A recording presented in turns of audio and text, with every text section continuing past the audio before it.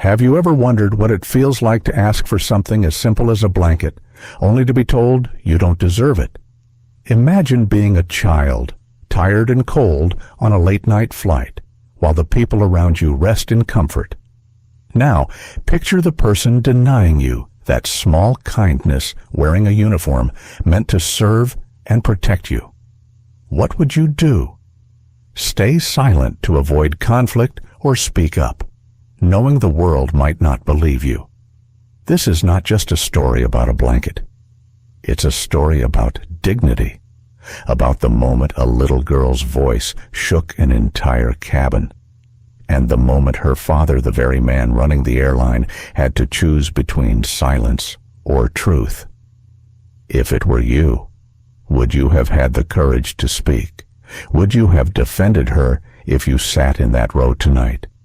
We walk into a story that challenges us to see ourselves in the faces of strangers, because in that cabin, the line between comfort and cruelty was only as thin as a piece of fabric. Stay with us. Like, share, and subscribe so you don't miss the journey that begins here. The cabin lights dimmed to a soft glow, the kind that signaled passengers it was time to settle in. At 35,000 feet, the hum of the engines was steady, a constant background lull.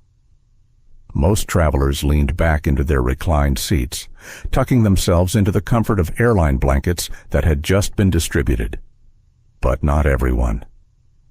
In seat 14A sat Aaliyah Monroe, 13 years old, small in frame, yet carrying the quiet poise of someone older. She pulled her thin hoodie tighter around her shoulders as the air from the overhead vent brushed cold against her skin. She shifted uncomfortably, glancing toward the aisle where a flight attendant, Rachel Adams, pushed the linen cart. Aaliyah cleared her throat softly. "Excuse me, could I please have a blanket?" Rachel barely looked at her. She set a folded navy blanket onto the lap of the man in 14B, smiled politely, then turned back to Aaliyah. Her smile faded into a thin line. Blankets aren't for everyone. The words landed heavy, sharper than the chill in the cabin. Aaliyah blinked, stunned, not sure she had heard correctly. Around her, passengers continued adjusting their seats, unwrapping their blankets, slipping into warmth. She sat frozen, fingers clutching the armrest.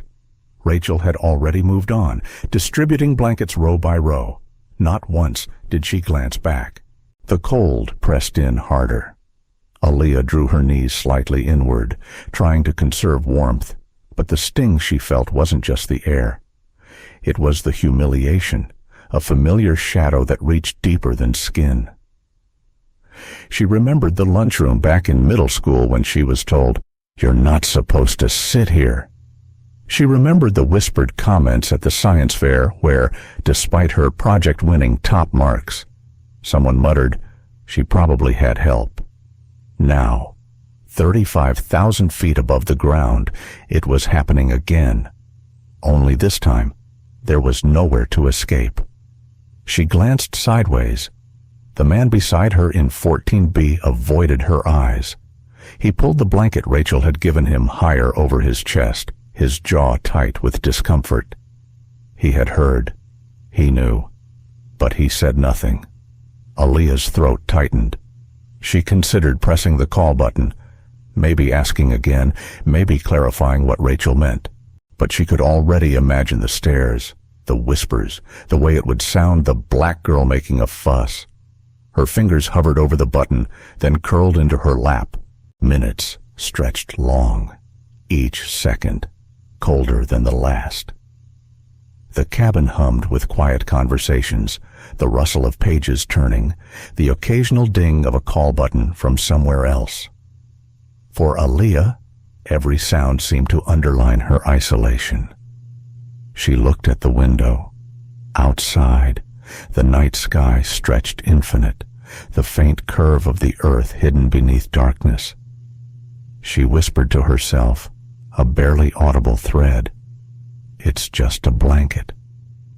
But even she knew it wasn't just a blanket. Down the aisle, Rachel continued her duties, efficient, practiced, her expression composed. She paused to help a passenger adjust their overhead bin, laughed briefly at a small joke, and went back to her routine. To her, perhaps it was another flight, another night. To Aaliyah, it was a fracture in trust, a mark that reminded her of where she stood in the unspoken hierarchy. Her stomach twisted. She pulled her hoodie higher, wishing for invisibility. Yet part of her wanted the opposite. She wanted someone, anyone, to notice. She thought of her father, Christopher Monroe, who had always told her, "Your dignity is yours. No one can take it unless you hand it over." He believed in resilience, in rising above. But in this moment, she wasn't sure how to rise. She only felt small, unseen, unworthy of the simple comfort everyone else had. She swallowed hard, eyes watering against her will. She blinked quickly, determined not to let the tears fall. Still, the pressure inside her chest grew. She imagined telling her father about this later. Would he believe her? Of course he would. But what would he do? Would it matter? Her hand trembled slightly as she reached into her backpack, pulling out a small spiral notebook. Inside were scribbles of melodies she loved to write music. The notes blurred under her damp lashes. She pressed the pencil hard against the paper, not to write, but to ground herself. Each mark was a silent protest. I exist. I matter. The minutes passed, but the weight of Rachel's words remained. They echoed louder than the engines. Not for everyone. Why not Aaliyah, asked herself. Why not her? In row 15, Stephen Clark, a businessman in his 50s, had noticed the exchange. He shifted uneasily, torn between staying silent and saying something. His mind wrestled. Maybe I misunderstood. Maybe she'll be fine. But it didn't sound right. He leaned back, pretending to focus on the in-flight magazine. But the words gnawed at him. 2 rows up, Dorothy Wells, a retired teacher, had also seen it. She caught the way Aaliyah curled inward, the way her small frame shook. Dorothy clenched her hands in her lap, remembering countless students she'd defended when subtle cruelties threatened to break them. Her instinct was to intervene, yet she hesitated, wondering if she would cause more harm than help. Their silence filled the aisle, heavy as the cold air. For Aaliyah, the flight was only beginning. She had no idea the next hours would unfold into a storm far bigger than one blanket. And the storm would begin with a single call, one that would change not only the course of this flight, but the policies of an entire airline. The air inside the cabin felt sharper now, as though the temperature had dipped a few more degrees. Or maybe it was just Aaliyah Monroe's awareness of her own discomfort, magnified by the sting of rejection. She pressed the edge of her hoodie closer around her neck and shoulders, but the thin cotton was no match for the draft flowing through the vents above. Around her, people shifted in their seats, tucking the airline's dark blue blankets neatly over their laps. The cabin had taken on a gentle quiet, the kind that comes after the bustle of takeoff has ended, when travelers surrender to the monotony of the sky. To anyone else, it might have felt peaceful. To Aaliyah, it was a silence that swallowed her whole. She stared at the back of the seat in front of her, eyes unfocused, trying not to think about what Rachel Adams had said, but the phrase played on repeat in her head like a cruel chorus. Blankets aren't for everyone. Why not? The question burrowed deep, and with it came a wave of shame. She wondered if people were still thinking about it, if anyone had noticed. She wondered if someone nearby thought she had done something to deserve it. The thought alone made her cheeks burn hotter than the air was cold. Aaliyah folded her arms across her stomach, squeezing tight as though she could hold herself together. She hated moments like this, not just because they hurt, but because they stirred up a debate inside her that never seemed to end. Should she speak up? Should she fight back? Or should she keep her head down, endure it, and move on? Her father's words floated back to her. Dignity is yours. No one can take it unless you hand it over. She wanted to believe him. She wanted to live by that truth. But sitting there, shivering while others sat in comfort, she couldn't help but wonder if sometimes dignity was stripped away, piece by piece, by people who never cared to see it in the first place. The worst part was the invisibility. Rachel had walked away without even glancing back, as if Aaliyah's existence didn't matter. That stung more than the rejection. Her eyes drifted to her small spiral notebook, still open on the tray table. The pencil lines she'd scrawled earlier looked like broken paths now, meaningless squiggles instead of melodies.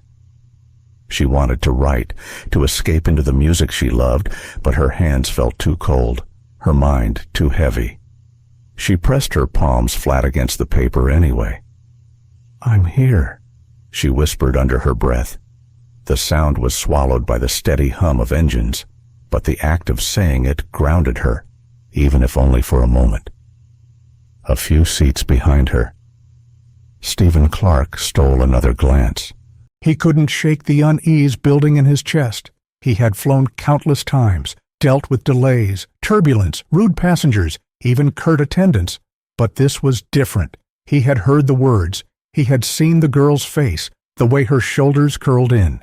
He thought of his own daughter, grown now, living across the country. If someone had treated her like that, what would he have done? Would he have wanted anyone to step in? His jaw tightened, but he stayed quiet, the tension unresolved. 2 rows ahead. Dorothy Wells adjusted her glasses and looked back again. She had been a teacher for 30 years. She had stood at the front of classrooms filled with children like Aaliyah, children who carried quiet burdens that others couldn't see. She had learned to read the signs, the shrinking posture, the avoidance of eye contact, the silent plea for kindness. Dorothy's fingers tapped against her notebook. She had started bringing one with her everywhere after retirement, jotting down observations, little stories from daily life.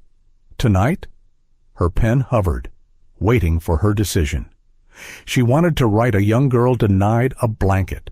She wanted to record it, document it, because she knew how easily moments like these were brushed aside, dismissed as misunderstandings. But she hesitated. Would it matter? Would anyone care about her notes? The indecision frustrated her. For years, she had told her students to be brave, to use their voices, and here she was, silent, debating whether to scribble words in a notebook while a child sat freezing a few rows behind her. Aaliyah shifted again, her legs curled tighter. She clenched her fists inside her hoodie sleeves, willing her body to stop trembling. The minutes dragged. Each one seemed longer than the last. She thought about pressing the call button again, asking another attendant, maybe even risking a confrontation with Rachel. But the thought of Rachel's stare, cold, dismissive, was enough to make her shrink back into her seat. Her mind wandered to the science fair last spring when she had presented her project on renewable energy. She had been so proud, so sure of her work. But the judge, a tall man with glasses, had barely looked at her poster before muttering something about her probably having help. She had smiled politely, thanked him, and stood there with her heart sinking into her shoes. This moment felt the same. A judgment rendered without evidence, a dismissal without cause. She closed her eyes, wishing she could be anywhere but here. And then, just as she thought she might give up and let the cold consume her, something shifted. Stephen Clark cleared his throat. The sound was quiet, but it cut through the silence for Aaliyah. She turned slightly, just enough to see him pulling the airline-issued blanket off his lap. Without a word, he leaned forward, holding it out across the aisle. His face was stern, but his eyes softened as he met hers. Aaliyah hesitated, startled. "It's yours," he said, voice low, almost gruff. "Take it." Her lips parted, surprise flashing across her face. For a second she thought of refusing, afraid it might draw more attention, but the warmth in his gaze was undeniable. She reached out slowly, fingers brushing the fabric, and took it. "Thank you," she whispered, the words trembling with relief. Stephen nodded once, leaning back into his seat. He didn't say more, but the act spoke loudly enough.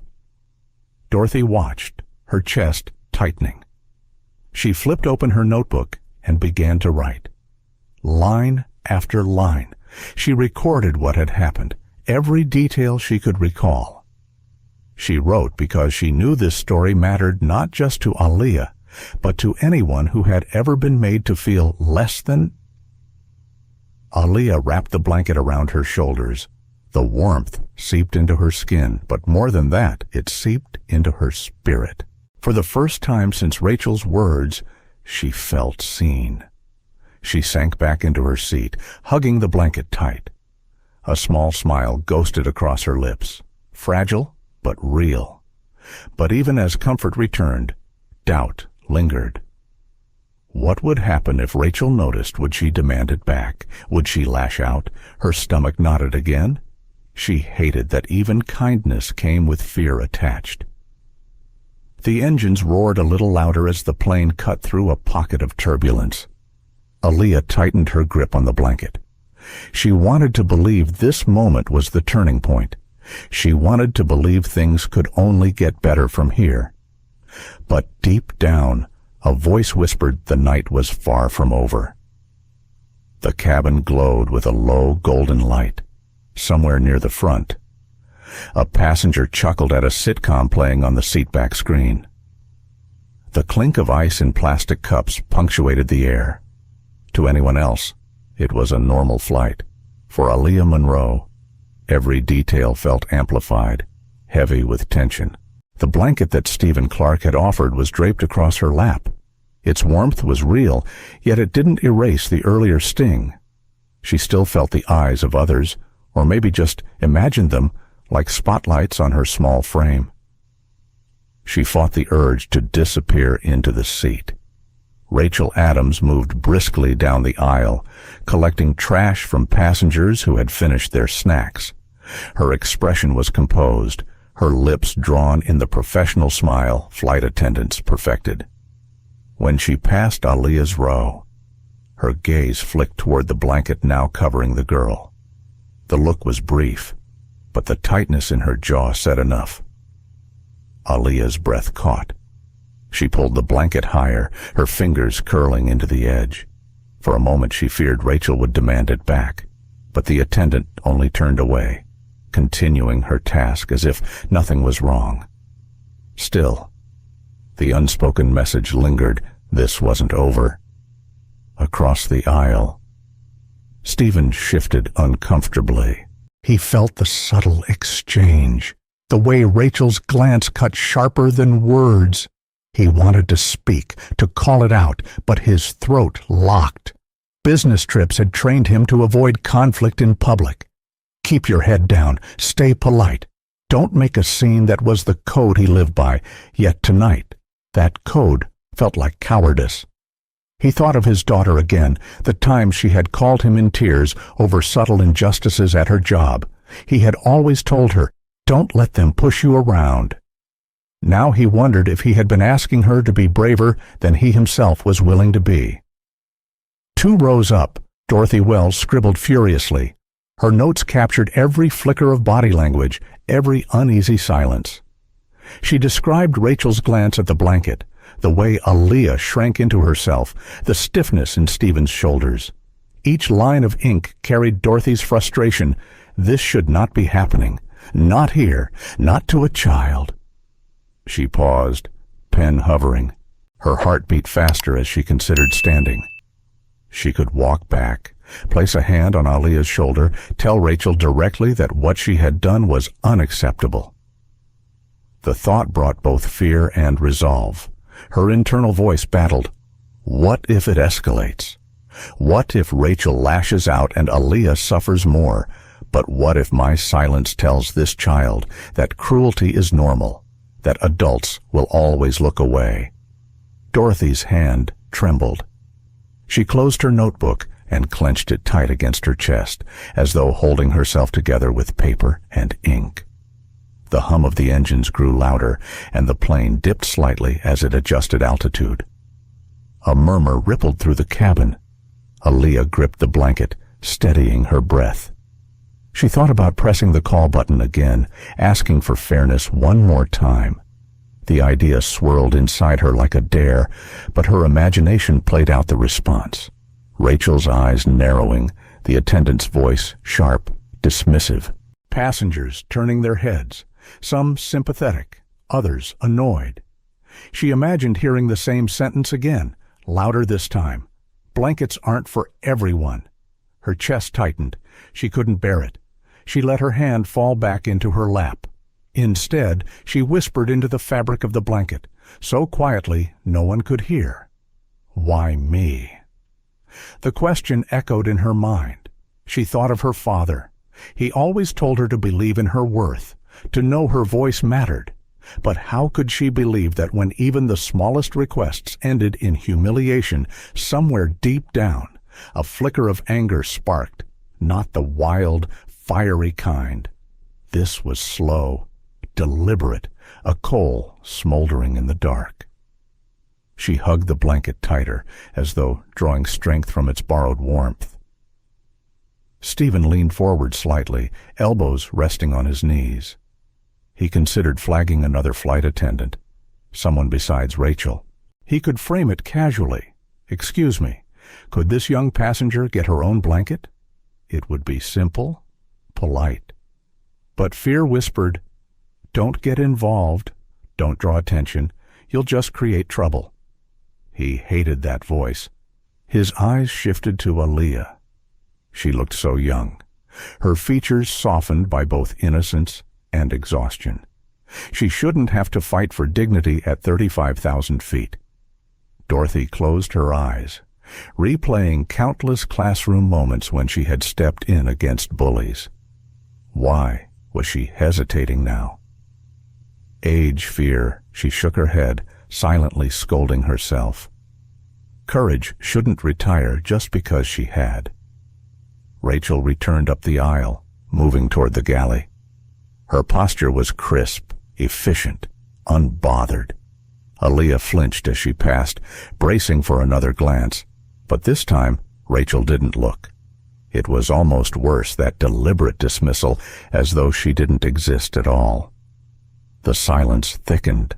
The cabin, with its muted lights and quiet passengers, felt like a stage where everyone had agreed to play their roles, the attendant with authority, the girl without voice, the witnesses too afraid to intervene. But deep in the front of the plane, behind the locked door of the cockpit, another role waited to be written. Captain Jonathan Reed adjusted his headset, scanning the control panels as the plane settled into its cruise altitude. He was unaware of the drama unfolding in row 14. For now, his world was dials, gauges, and the steady rhythm of communication with air traffic control. That would change soon. For Aaliyah, the minutes dragged, each one longer than the last. The blanket offered by Stephen shielded her from the cold, but it couldn't shield her from the sense of being less, of being unwanted. She leaned against the window, staring out into the endless black of the sky. Her reflection stared back, eyes tired, lips pressed thin.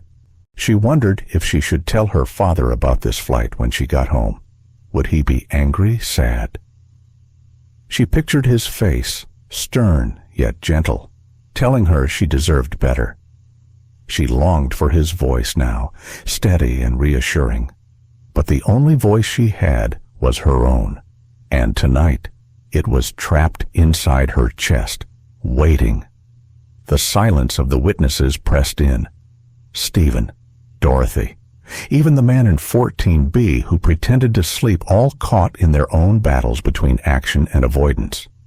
The weight of that silence was heavy, heavier than the blanket across her lap. Aaliyah knew one thing silence could cut as deep as words. And tonight, both had marked her. What none of them realized, not yet, was that silence would not last. A voice was coming from thousands of miles away, a voice with power strong enough to shake this flight from its course. But for now, the cold lingered, and the silence ruled. The steady hum of the engines filled the air like a heartbeat, constant and unrelenting. Most passengers had drifted into their private worlds, reading novels, dozing off, watching muted films. Yet in row 14, the silence held a sharper edge. Aaliyah Monroe sat still, clutching the blanket that wasn't supposed to be hers. Every thread felt borrowed, as though at any moment someone might snatch it away. She leaned her head lightly against the cool window, staring into the night. The stars seemed impossibly far, untouchable. She envied their distance, their freedom from the rules and judgments of people. Her chest rose with a shaky breath. She told herself to be grateful. She had warmth now, thanks to Stephen Clark's quiet act of kindness. But gratitude fought with unease. Kindness shouldn't have to come from a stranger's sacrifice. It should have been simple, fair, automatic. She remembered the way Rachel Adams's words had landed. Clipped and final blankets aren't for everyone. A single sentence, yet it carved a line between her and everyone else. Aaliyah tightened her grip on the fabric. Inside, a war raged, her father's voice reminding her of dignity, her own doubts whispering that maybe silence was safer. Across the aisle, Stephen wrestled with his own conscience. The weight of what he had done handing over his blanket wasn't heavy in itself. It was simple, almost nothing. But the meaning behind it carried more weight than he'd anticipated. It wasn't just about warmth. It was about taking a side. He leaned back in his seat, watching Rachel disappear toward the galley. His stomach twisted with unease. Part of him feared she might confront him, accuse him of interfering. Another part of him almost wished she would. At least then, the tension would break. Stephen had spent his career negotiating deals in boardrooms, keeping his voice measured and his emotions hidden. But something about this flight felt different. The stakes weren't dollars or contracts. They were human dignity, the kind he had always told his daughter to defend for herself. Now, faced with Aaliyah's quiet suffering, he felt the hollowness of his own advice. 2 rows forward, Dorothy Wells pressed her pen harder against the page of her notebook. She recorded every detail, the hesitation in Stephen's hands, the way Aaliyah's shoulders relaxed when the blanket touched her skin, the flicker of tension when Rachel glanced back. Each observation etched deeper into her conviction. Still, conviction wasn't the same as courage. She tapped her pen against her knee, frustration boiling inside her. How many times had she told her students to stand up when something was wrong? Yet here she sat, writing instead of acting. Her thoughts wrestled. If I speak, will I make things worse? Will Rachel double down out of pride? Will Aaliyah feel exposed? But the counter voice pushed harder. If you stay silent, you become part of the problem. You know this. You've always known this. She inhaled deeply, feeling the weight of her years. Retirement had taught her to enjoy peace, to let go of battles, but some battles refused to be ignored. Aaliyah shifted under the blanket, glancing toward Stephen. She gave him a small nod, a thank you spoken without words. He nodded back, his lips tightening as though holding back everything he wanted to say but couldn't. The connection between them, brief and fragile, was enough to stir something in Dorothy. She closed her notebook, slid it into her bag, and unbuckled her seatbelt. Her knees creaked as she rose, the cabin floor vibrating softly beneath her shoes. The decision to stand felt monumental, like stepping onto a stage. She hesitated, looking down the aisle. Rachel was at the far end, busy in the galley. That gave her a window, a chance. Dorothy stepped back 2 rows, stopping at Aaliyah's side. She bent slightly, her voice low and warm. "Are you all right?" Dear Aaliyah startled, then nodded quickly, eyes darting around as though afraid of being overheard. "I'm fine," she whispered. Dorothy smiled gently. "I saw what happened, and I want you to know, you did nothing wrong." The girl's eyes widened, shimmering with unshed tears. No one had said that to her, not yet. The affirmation cracked something open inside, a mixture of relief and sadness. "Thank you," Aaliyah murmured, her voice barely audible. Dorothy reached out, placing a light hand on the blanket. "Keep it close. Don't let anyone tell you you're not worthy of comfort. You are." Aaliyah's throat tightened. She wanted to believe those words, to let them root inside her. She nodded again, her lips pressing together in a trembling line. Dorothy straightened, heart pounding. For years she had guided children through fears and struggles. Tonight, she felt that calling again, fierce and alive. Stephen watched the exchange, a sense of solidarity spreading through him. It wasn't much, but it was something. He wasn't alone in caring. And neither was Aaliyah. Rachel emerged from the galley, her stride brisk as she returned down the aisle. Dorothy quickly slipped back into her seat, but her pulse raced. The attendant's eyes swept briefly over the rows, cool and detached. She noticed the blanket still wrapped around Aaliyah, but said nothing. The silence that followed was different now, not just heavy, but charged like the air before a storm. Aaliyah felt it too. Beneath the fear, a spark of hope glimmered. Someone had seen her. Someone had spoken. Maybe she wasn't as invisible as she thought. Still, her mind swirled with questions. What if Rachel tried again? What if she punished Dorothy for speaking? What if the kindness faded as quickly as it came? She pressed her face into the blanket, breathing in its faint scent of detergent and recycled air. She told herself she would hold on to warmth, to dignity, to the fragile thread of solidarity that had just been offered. Dorothy opened her notebook once more, hands steady now. She wrote a single line across the page. "Silence has been broken." Stephen exhaled, long and slow. He thought of his daughter again, of all the times he had wanted someone else to stand with her. Tonight, he had chosen differently, even if it was only a blanket. For Aaliyah, the flight was still long, the night still cold, but something had shifted. A ripple had begun small, almost invisible, yet small ripples, she knew, could grow into waves. What she couldn't know yet, was how big this wave would become. In the cockpit, Captain Jonathan Reed adjusted the autopilot, unaware of the storm brewing behind him. But soon, his name would be called into it. And beyond him, thousands of miles away, another name waited, the name of the man who loved Aaliyah more than anyone else in the world. A man with the authority to turn a small act of cruelty into the catalyst for change. That moment was coming. But first, the silence had to crack.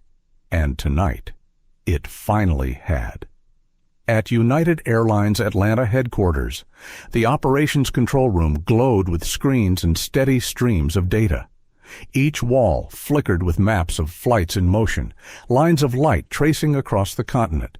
At the far end, in a private office lined with glass, Christopher Monroe sat behind his desk, his eyes locked on a smaller feed not meant for public view. It was a cabin camera from Flight 782 to Chicago O'Hare. Christopher had not planned to watch this flight. His team managed hundreds of aircraft across the skies each day. But tonight, he had allowed himself a rare indulgence. His daughter, Aaliyah, was traveling alone, returning from a youth science program. He knew she was capable, bright, self-sufficient, braver than most adults he knew. Still, she was 13. She was his child, and if technology allowed him to glance in, to reassure himself she was safe, he would. The feed was silent, but the images spoke loudly enough. Christopher saw Aaliyah curled against the window, a blanket wrapped tight around her shoulders. Relief flickered through him. At first she was warm, she was resting, but then his eyes narrowed. That blanket had not been given willingly. He had seen the earlier exchange, the slight tilt of the attendant's chin, the dismissive glance, the words he could read from her lips even without sound. Not for everyone. He replayed it in his mind, over and over. Each time, it landed like a stone in his chest. He had spent decades climbing through an industry he loved, fighting battles in boardrooms, shaping policies that kept millions safe. And yet, here, in the quiet of one airplane cabin, his daughter was being told she was less. Christopher leaned back in his chair, pinching the bridge of his nose. He wanted to stand up, storm down the corridors, and order an immediate call to the flight. He wanted to shout Rachel Adams' name into every system, strip her of her badge, ensure she never stepped foot on another plane, but he forced himself to stillness. His role was not just father, his role was chief operating officer. The weight of that title pressed heavily on him. Protocol mattered. Procedures mattered. If he acted rashly, it could unravel the very discipline that kept the skies safe. He closed his eyes, hearing Aaliyah's voice in memory, the way she had once told him, "Dad, you always tell me rules matter, except when they don't protect us." Was this one of those moments? The feed shifted slightly as the camera auto-focused. Christopher saw movement, an older woman leaning down to speak with Aaliyah. He recognized compassion in the woman's eyes, the way her hand touched the blanket. He didn't know her name, but he knew her type, someone who couldn't walk past injustice. His chest loosened just slightly. Aaliyah wasn't entirely alone, but it wasn't enough. Christopher reached for his phone, then stopped. He imagined calling the captain, Jonathan Reed, directly. He had that authority. But what would it look like a father using corporate power for his own child? Would it undermine every standard he had worked to uphold? Would it look like favoritism instead of justice? The debate inside him sharpened. Part of him whispered, if it were anyone else's child, you would want the father to stay out. Let the crew handle it. Trust the process. Another part thundered, but this is your daughter, your blood, your little girl who trusted you when she boarded that plane. If you don't intervene, who will? Christopher's hands tightened into fists. He thought of his own childhood, of the quiet humiliations his mother had endured in grocery stores, in waiting rooms, in workplaces where her worth was always questioned. He had sworn then that he would build a different world, a world where his daughter would not have to fight the same battles. And yet, here it was again, 35,000 feet above the earth. The old wound had returned. He opened his laptop, fingers moving with precision. He pulled up the flight roster, scanned names. There it was, Rachel Adams, senior flight attendant. His jaw clenched. He knew her personnel file would be reviewed before the night was done. But still process. Always process. He stood, pacing the length of his office. Through the glass walls, his staff worked quietly, unaware of the storm building in their leader's chest. He wanted to keep it that way, but the storm demanded release. He stopped at the window, looking out at the runway lights blinking in the distance. "What do I do?" he whispered aloud, the question not for anyone but himself. His phone buzzed with a routine update, on-time departures, weather forecasts, maintenance logs. He ignored it. His eyes returned to the feed. Aaliyah's small figure pressed against the window, her breath fogging the glass. Christopher swallowed hard. She looked so small, so tired. She should have been sleeping peacefully, dreaming of her next science project, not fighting invisible battles for a piece of fabric. The decision crystallized.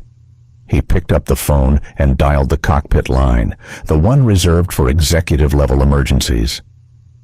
His hand shook as he entered the code.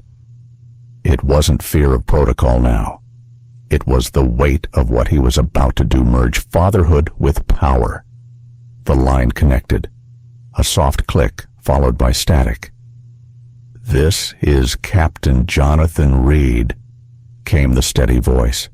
Christopher drew a breath, his tone controlled, precise. "Captain Reed, this is Christopher Monroe. I need a word about your cabin." There was a pause. He could almost hear the captain's mind racing. A direct call from headquarters mid-flight was rare. From the COO himself, unheard of. "Yes, sir," Jonathan replied carefully. "What's the matter?"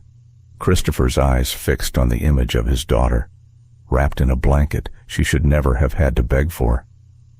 His voice lowered, steady as steel. "There's a situation involving a young passenger in seat 14A.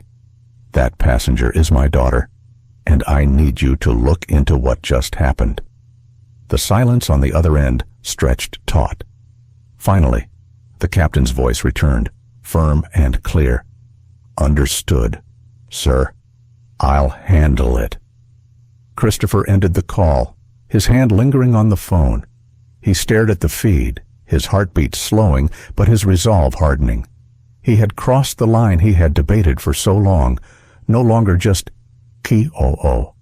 Tonight, he was a father first, and tonight, the skies would learn what that meant. Captain Jonathan Reed had been flying for 20 years. He had weathered storms over the Atlantic, handled emergencies at dawn, and calmed panicked cabins when turbulence struck like a hammer. But never, in all those years, had he received a call from the chief operating officer himself mid-flight, and never about a child. The words still echoed in his headset. "There's a situation involving a young passenger in seat 14A. That passenger is my daughter, and I need you to look into what just happened." Jonathan sat for a moment, hands resting on the throttle levers, though the autopilot was firmly engaged. He stared ahead at the endless darkness beyond the windshield. The responsibility pressed down on him twofold. As captain, he was accountable for the safety and dignity of every passenger on board. But now, with this call, there was an added weight. One of those passengers was not only a child, but the child of his boss. Still, Jonathan reminded himself, he couldn't treat this differently just because of her father's position. Fairness demanded that he would have intervened no matter who it was, or so he told himself. He unbuckled, leaving his first officer in command, and stepped into the narrow galley. The cabin lights glowed dimly beyond the curtain, soft pools of yellow against shadowed rows. The hum of the engines carried a steady rhythm beneath it all, like a drumbeat of expectation. Jonathan walked down the aisle with measured steps, his presence drawing subtle glances from passengers.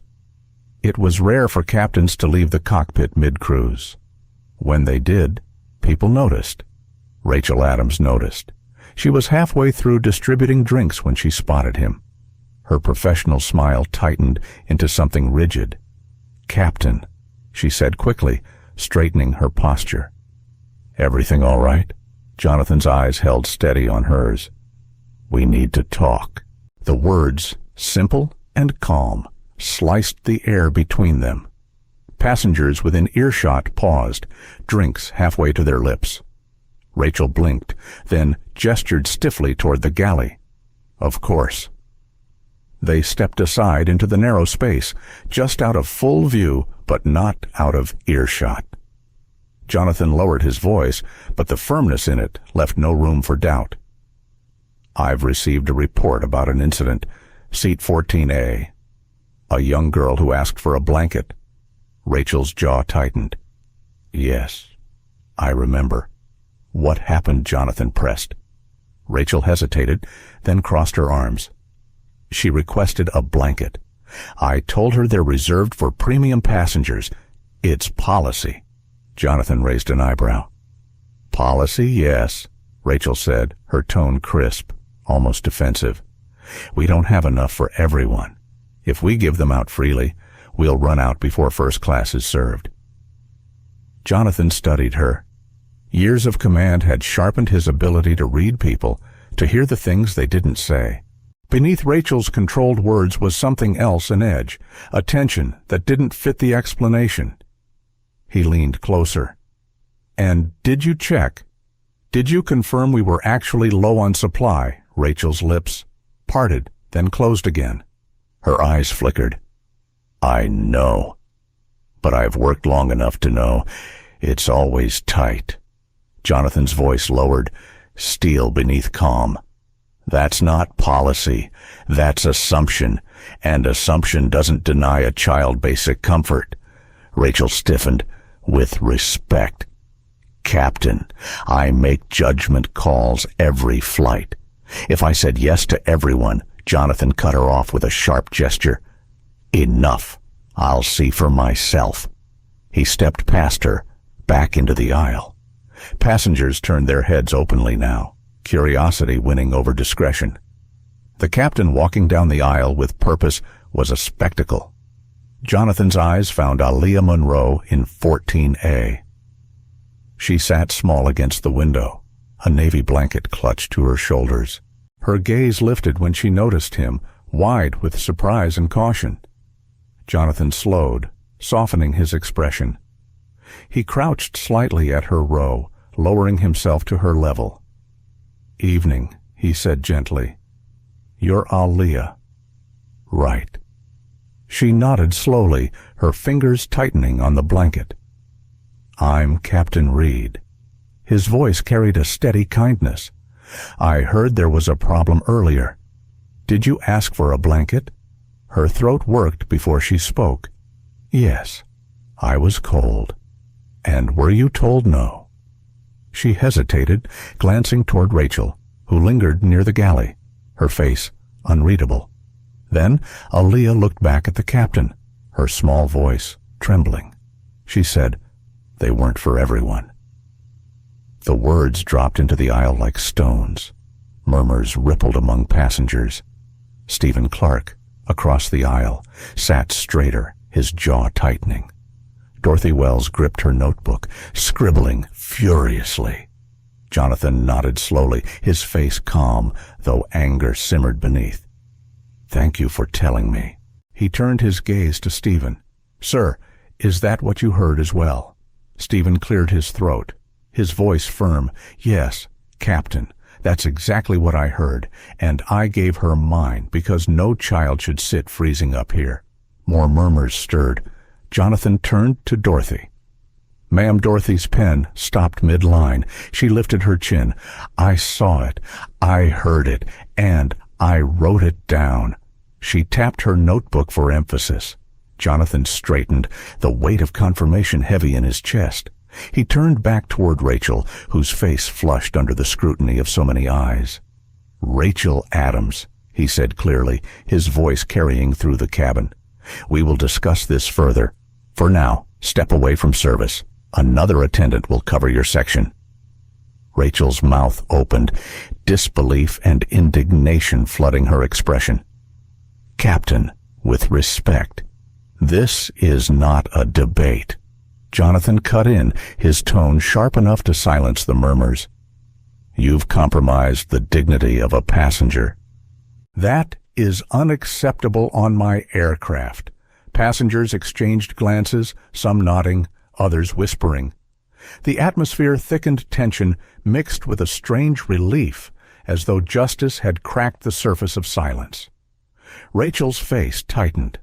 She pressed her lips together, then turned sharply and disappeared into the galley. Jonathan exhaled quietly, then faced Aaliyah again. You're safe. You're heard.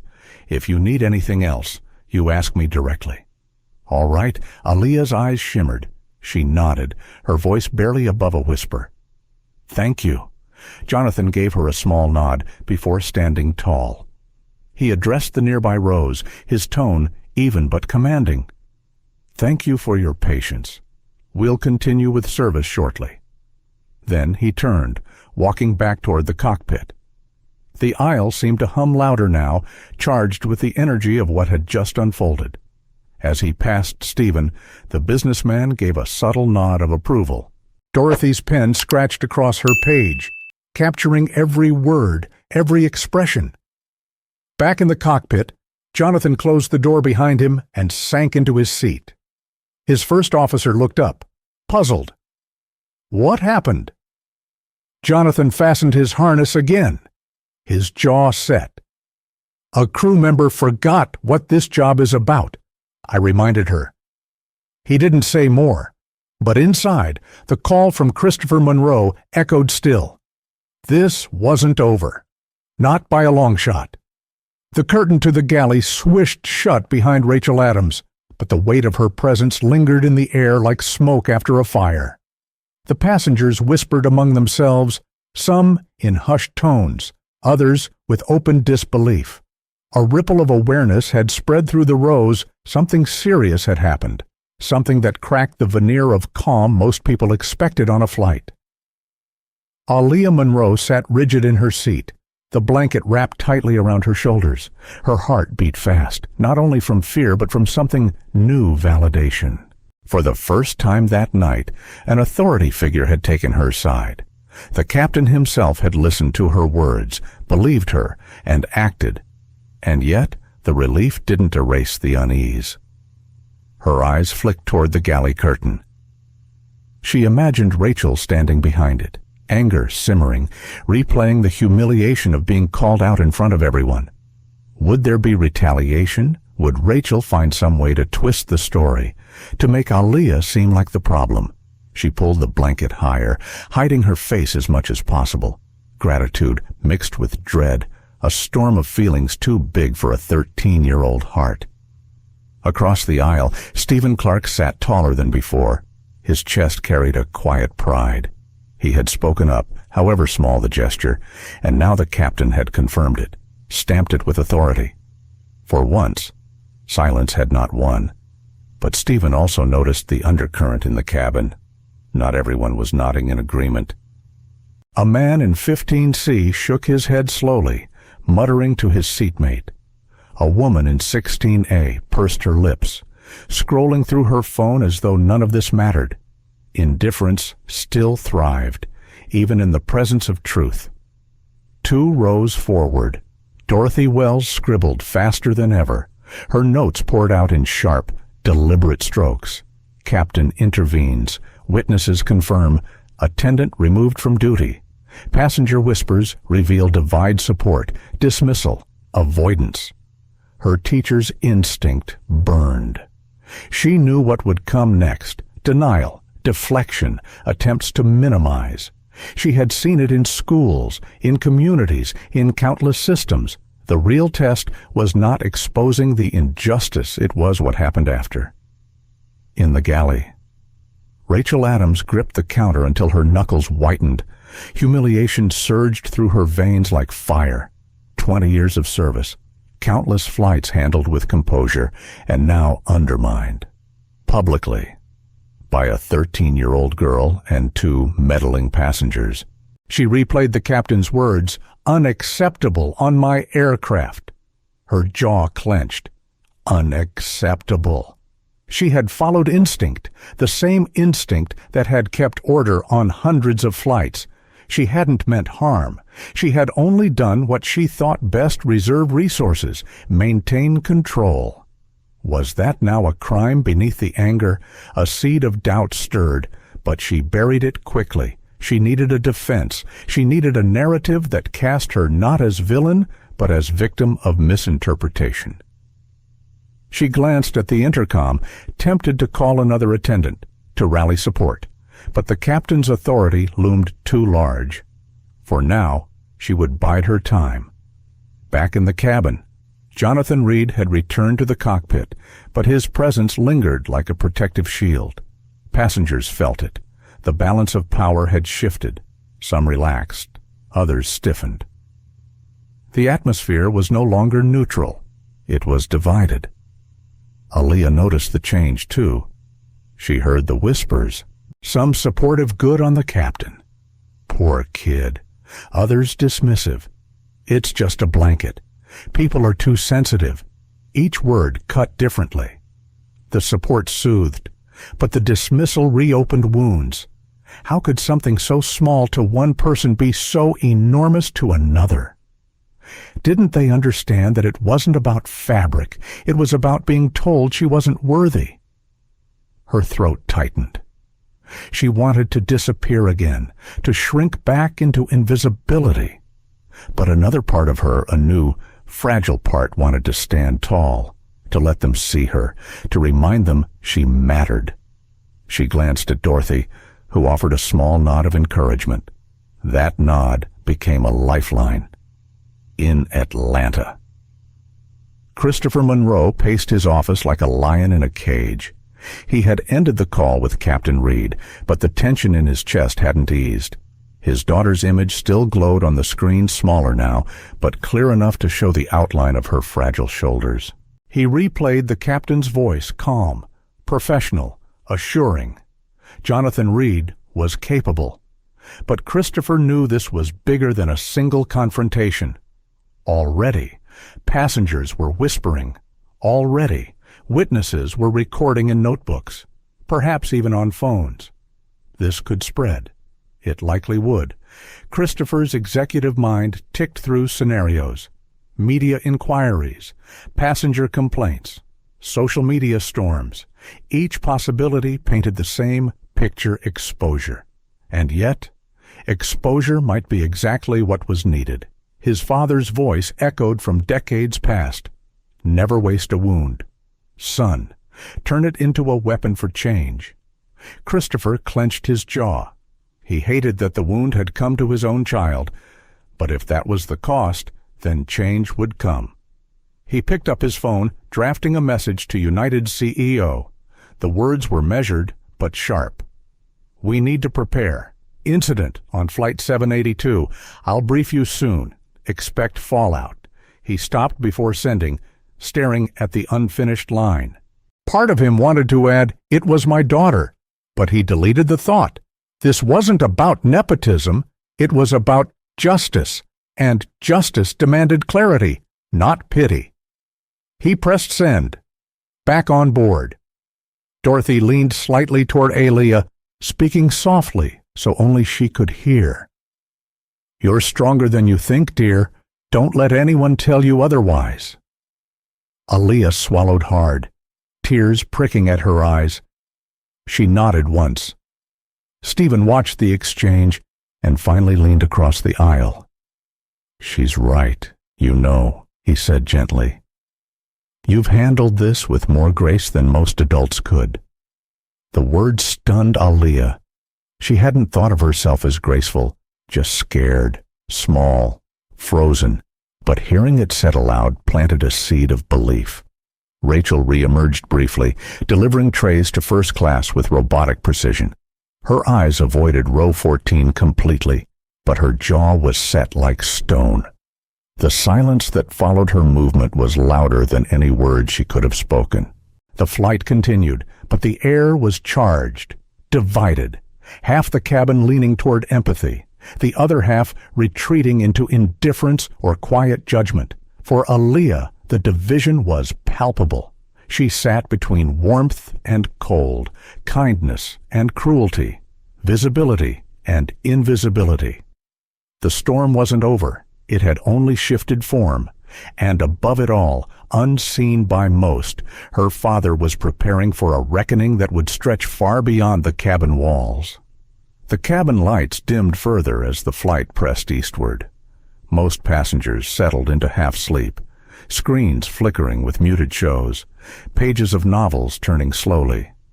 But the calm was deceptive.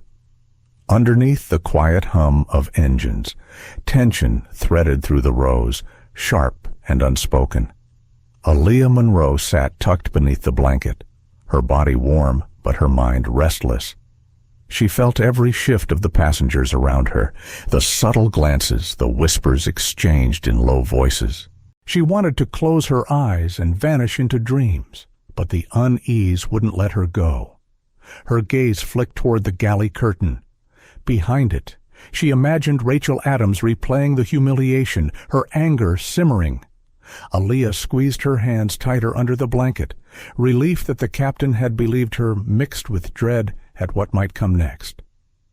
In the galley, Rachel indeed stood rigid, staring at the checklist clipped to the wall, but not reading a word. The scene replayed in her head on an endless loop: the captain's rebuke, the passenger's stares, the notebook in that older woman's hand.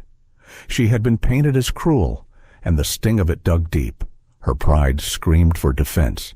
So when the junior attendant, a quiet man named Lewis, stepped in to collect trays, Rachel grabbed his arm lightly. "I need the incident log," she said, her voice clipped. Lewis blinked, startled. "The incident log?" "Yes." Rachel pressed. "Captain wants everything documented. I'll make my entry now." She pulled the thin binder toward her and opened to a blank page. Her pen scratched quickly. Passenger in 14A requested blanket, informed of limited availability. Passenger received blanket later from another guest. Captain intervened unnecessarily, misunderstanding exaggerated by nearby passengers. She underlined misunderstanding twice, then closed the binder with a snap.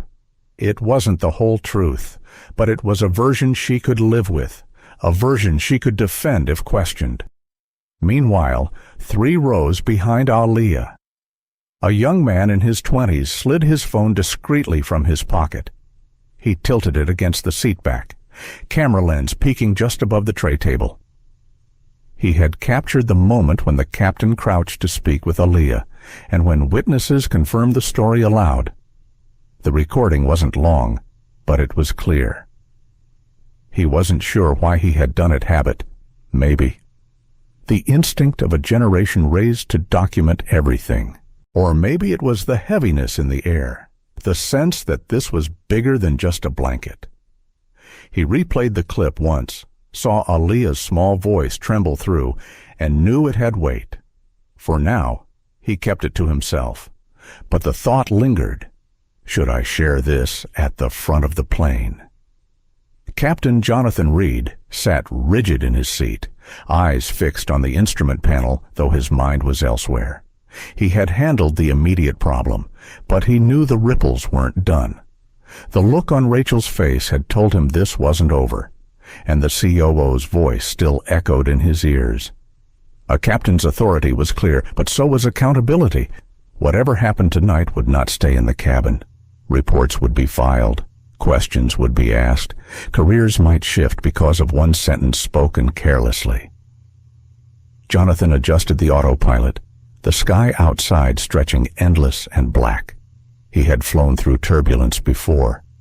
Tonight, it wasn't the wind that threatened the balance. It was people. Back in Atlanta, Christopher Monroe sat in his office, phone pressed against his ear. The CEO's voice came through the line, measured but wary. "Chris, you're sure about this?" Christopher's gaze remained fixed on the cabin feed. "I'm sure. I saw it." She was dismissed, diminished, told she didn't deserve the same comfort as others. It wasn't a mistake, it was bias. And it happened on our plane. The CEO exhaled heavily. "Then, we'll need to handle it carefully. Quietly, if possible." Christopher's jaw tightened. "No, not quietly. If it leaks and it will silence, will look like complicity. We need to lead this conversation, not chase it." The CEO hesitated. That could mean headlines, lawsuits, a PR firestorm. Christopher's voice dropped, steady but unyielding. "Then let it come. I'd rather face a firestorm with truth than try to smother it with excuses." He ended the call before doubt could creep in. For a long moment he sat alone, the feed showing his daughter curled small but strong, the blanket a fragile shield.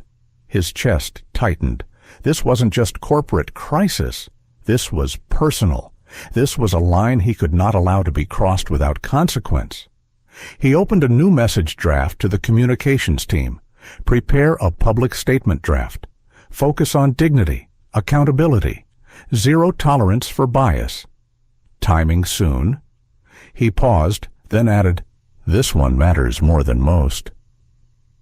Back on board, Aaliyah's eyelids grew heavy, but sleep would not come.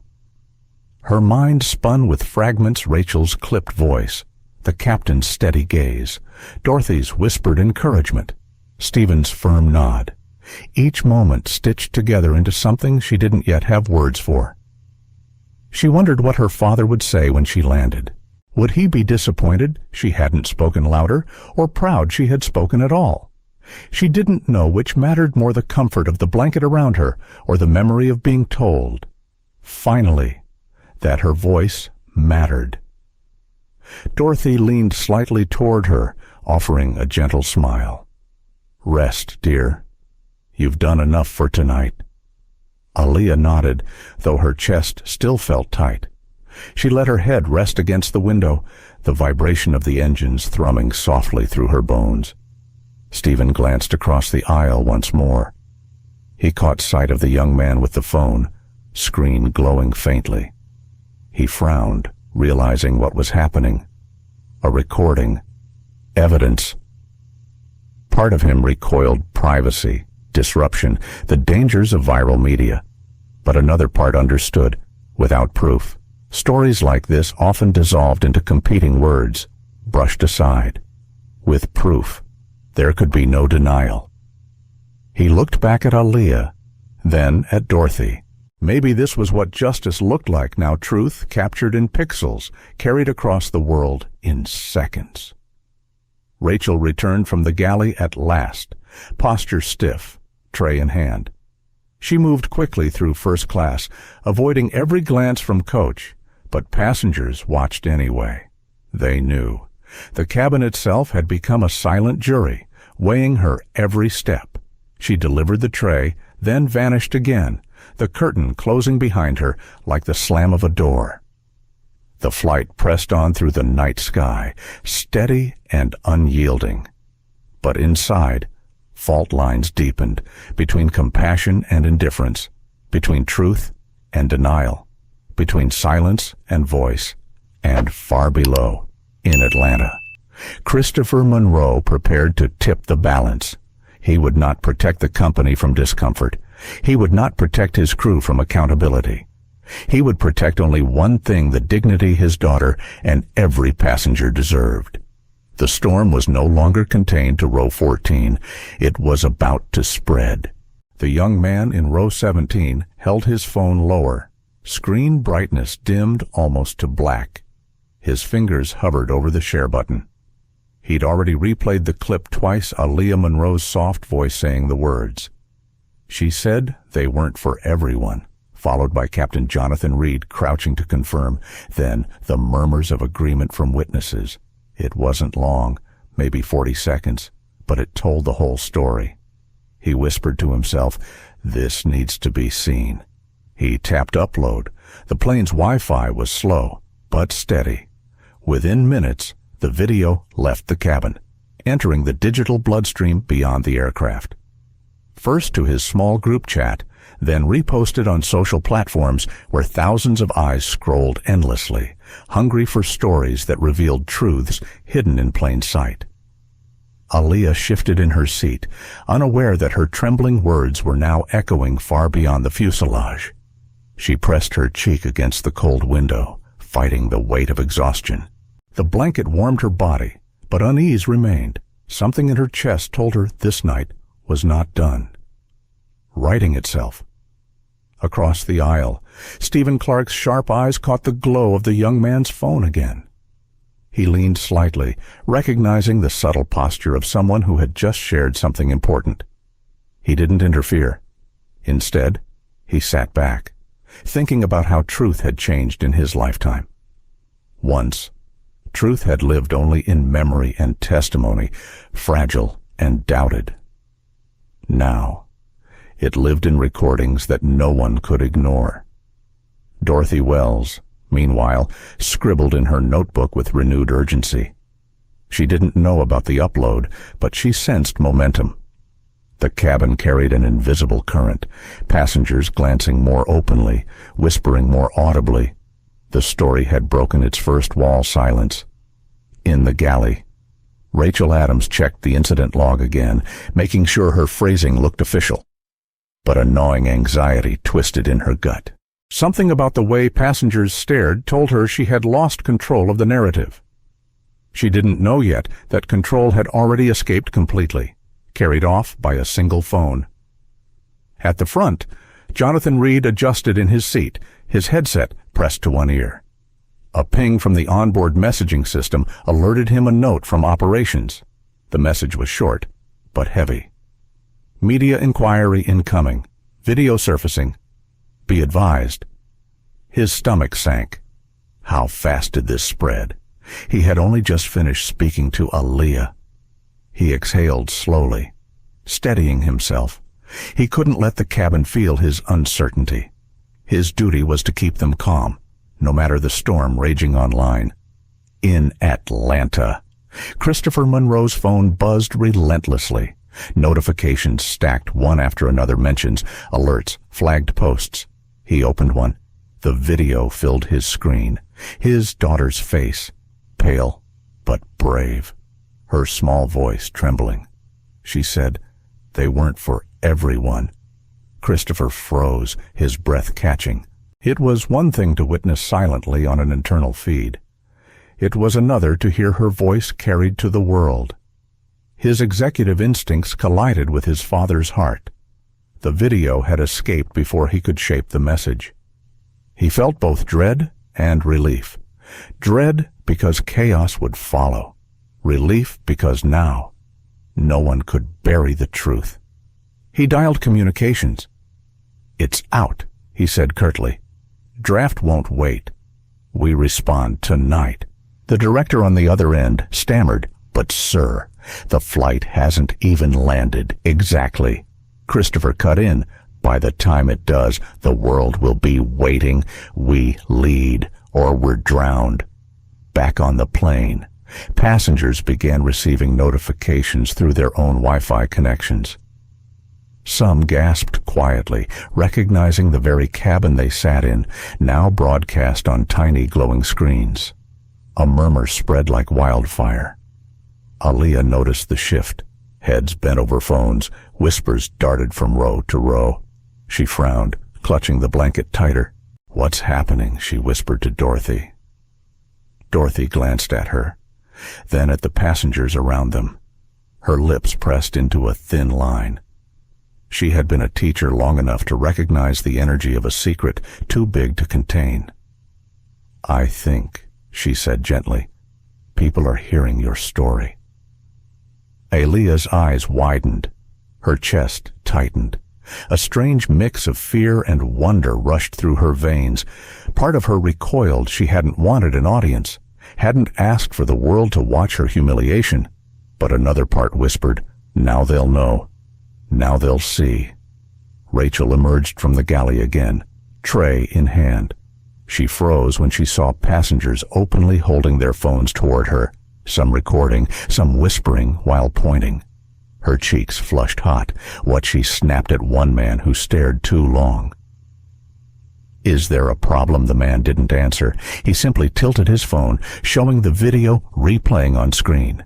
Rachel's eyes locked onto her own figure, standing stiff in the aisle, while the captain confronted her. She heard Aaliyah's trembling words from the tinny speaker. Her breath hitched. For the first time all evening, fear eclipsed pride. She turned sharply, slamming the tray onto the counter and vanishing behind the curtain. Her hands shook as she braced against the wall. She whispered to herself, "This can't be happening. Not like this. In the cabin." Dorothy's pen flew across the page. Video confirmed. Cabin aware. Attendant shaken. Truth spreading beyond aircraft. Stephen rubbed a hand across his face.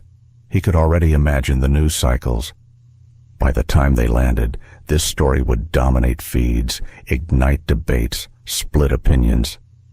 He looked at Aliyah, her small frame dwarfed by the seat, and felt a surge of protectiveness. Would she be ready for the weight of public attention? Aliyah sat frozen, her heart pounding. She whispered, almost to herself, "They're all watching me now." Dorothy leaned close, her tone steady. "Yes. And that means they can't ignore what was done.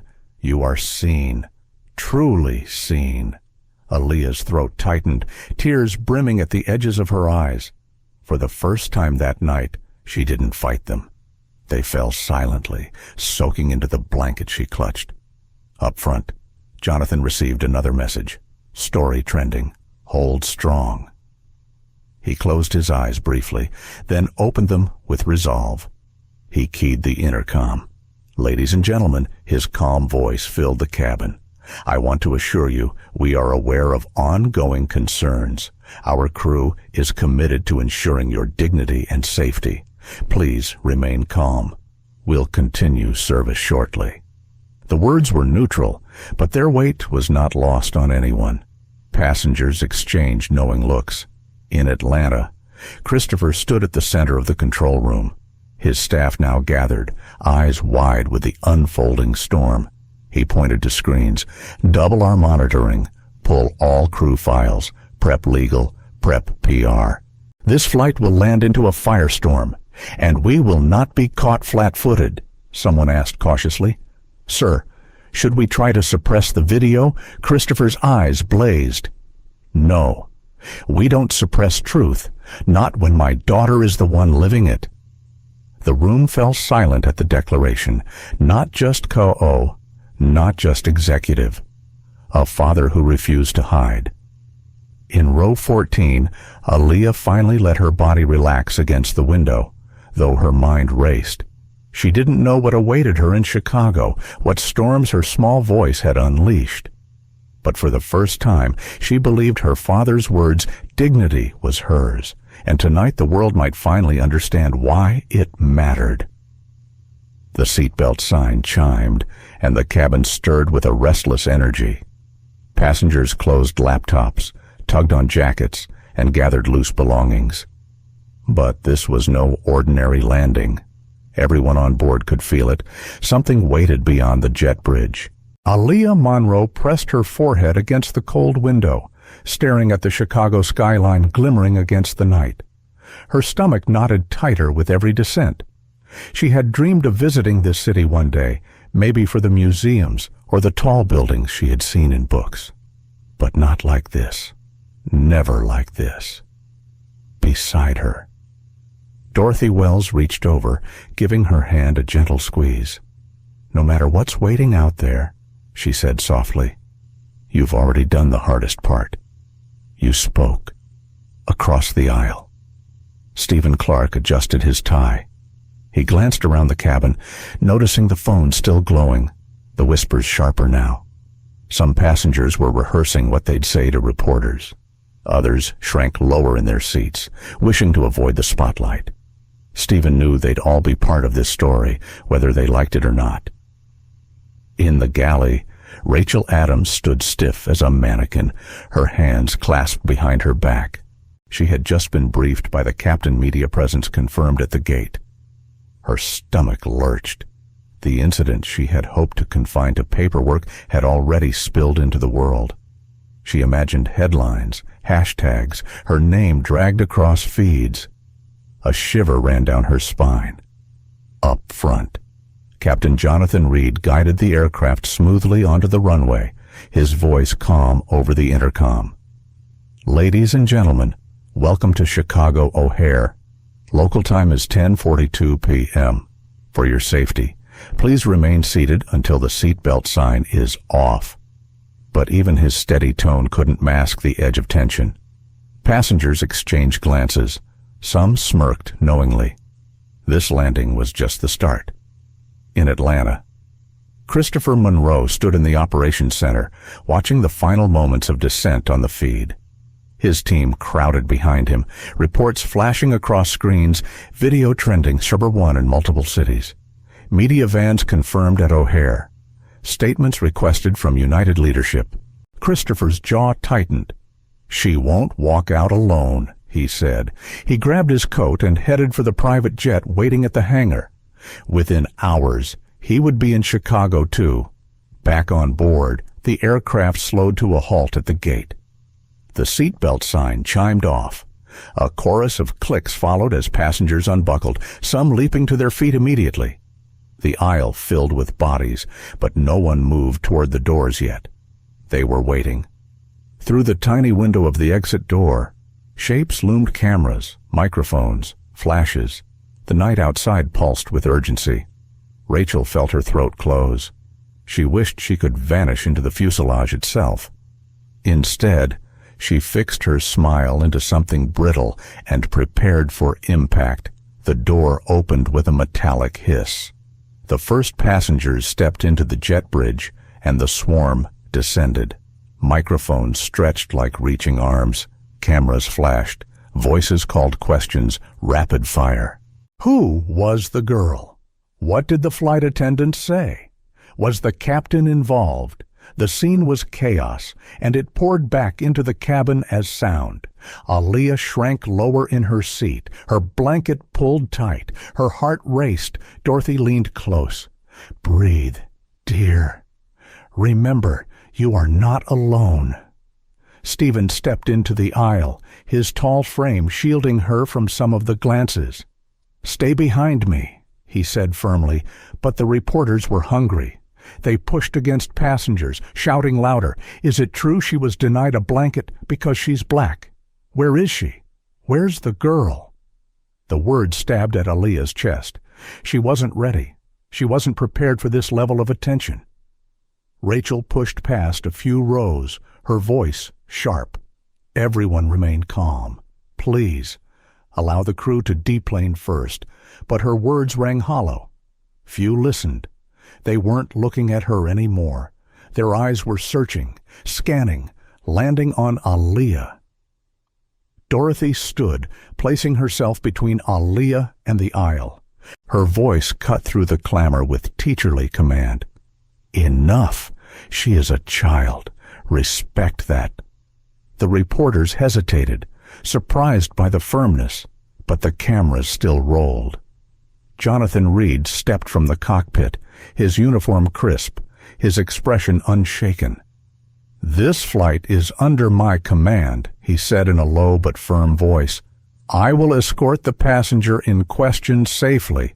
Anyone obstructing will be reported." For a brief moment, silence returned. Authority had spoken. Jonathan crouched beside Aaliyah again. "Are you ready?" he asked gently.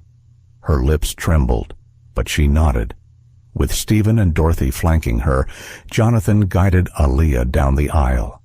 Passengers parted, some offering supportive murmurs, others lifting phones high to record.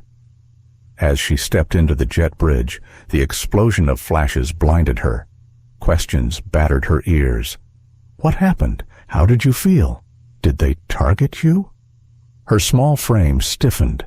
The blanket still clutched tight, but she kept walking, one step at a time.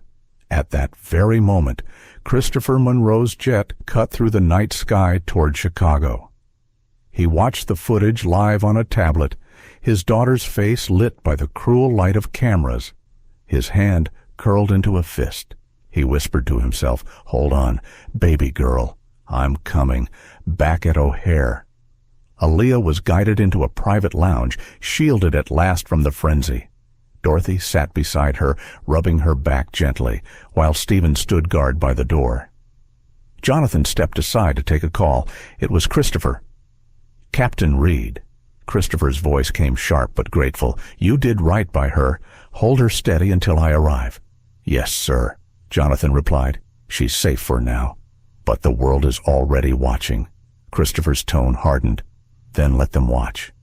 It's time they saw everything. Outside the lounge, the chaos grew louder. Screens blared headlines in real time. "Flight crew denies black girl a blanket." Passenger video sparks outrage. "Airline faces discrimination scandal." Rachel Adams sat alone in a corner of the terminal, her uniform still pressed, but her spirit crushed. She scrolled through her phone, her name already surfacing in rumors, her face blurred in still images from the video. Her chest heaved as she whispered to herself, how did it all fall apart this fast for Aaliyah? The night had transformed again, from silence to whispers, from whispers to cameras, from cameras to the roar of the world. She curled tighter under the blanket, unsure if she wanted to disappear or to finally be seen. And high above, Christopher Monroe prepared not just to meet his daughter, but to confront an entire system that had failed her. The storm was no longer coming. It had landed.